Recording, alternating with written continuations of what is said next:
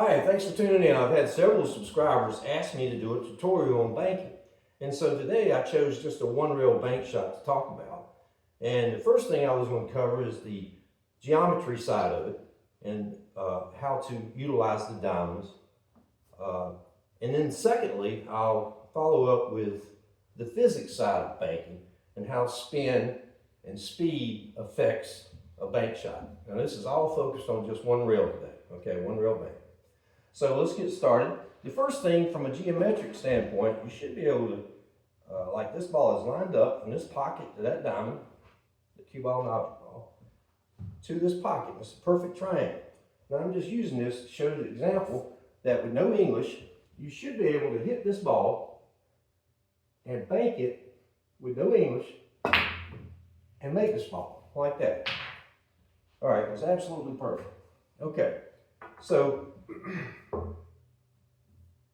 the same thing would apply if the cue ball was in this area on this diamond and the object ball was in line with this diamond and you were banking it here. Just bear in mind, if it's a dead bank like this, you really don't need any English. You're just trying to pot the ball.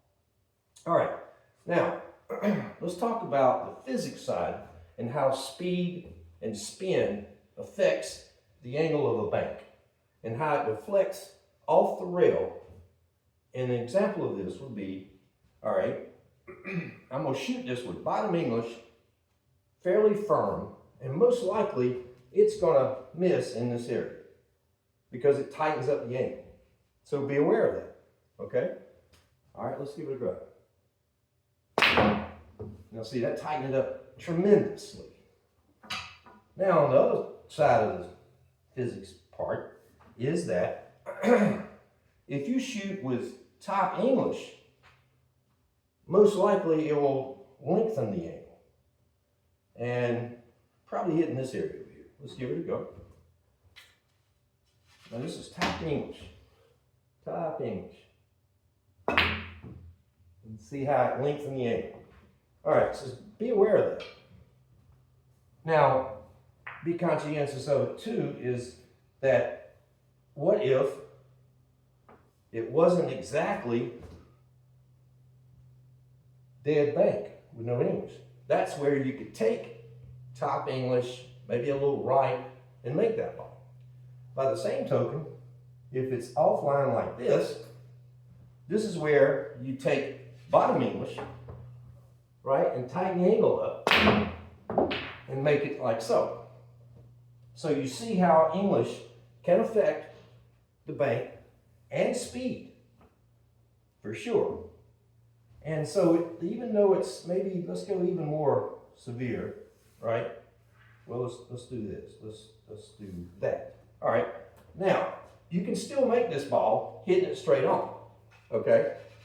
And if you use, from my perspective, right English, and I'm going to shoot this around 3 o'clock, and I'm going to hit this virtually straight on. Right? Like that. Okay. You see how the English made that ball? By the same token, if you take the same shot, hit it straight on, with no English, you're not going to come close to making this ball. It's not even coming close. All right? And I'll do it again. Now, again with my right English, 3 o'clock. Well, missed it that time, but you get the idea. And so be aware of that when you're banking.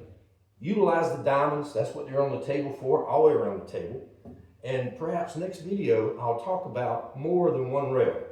I could talk about 2 rails next time, and then so on, and 3 and so forth. Thanks for tuning in. Like and subscribe.